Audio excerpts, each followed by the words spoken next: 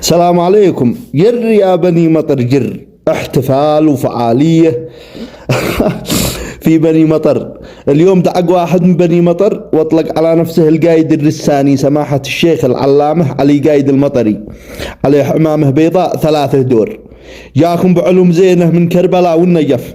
عاده وصل سافر من العراق للأردن ومن الأردن لصنعاء، طوال إلى بني مطر، جمع الناس وندى خطبة بطيبة نفس. قال إن عبد الملك سنه صغير ولا يفقه في الدين، عبد الملك الحوثي، وعلى نبطال قيادة عبد الملك الحوثي ولا يستحق قيادتها. المهم أعلن على نفسه المهدي المنتظر، وقام باستدعاء الناس والعباد ذي تتوافد لا عنده، وقال إنه إمام جعفري مهدي يدعو لإصلاح البلاد وهديها من الفتن.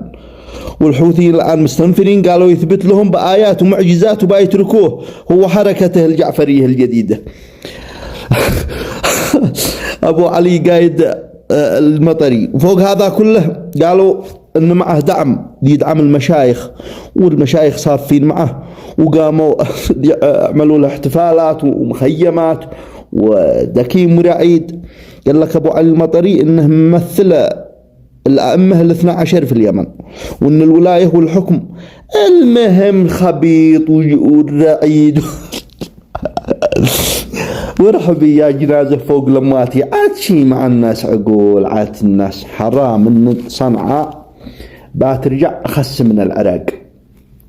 اليمن إنهم يشتوا يردوه أخس من العراق، والطوائف هذه الدينية والطوائف كل واحد دعق لك بعمامه 3 دور بيضة.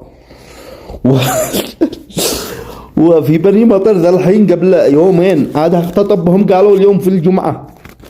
شوفوا المقاطع حقه، حرام انها قامت القيامة. يا يستقفلوا عقول الناس ويستهزوا بعقول الناس، وكل من يفتح له مشروع شيء مع أبدكم مهره. عاد حيال صاحبنا علي راس اليباري دي نصب نفسه مادي دي منا، عاد حياله ما هو لابس لها لبس يمني وقبيلي، وماذا دعق لها؟ دعق بعمامه شيعية 3 دور في راسه،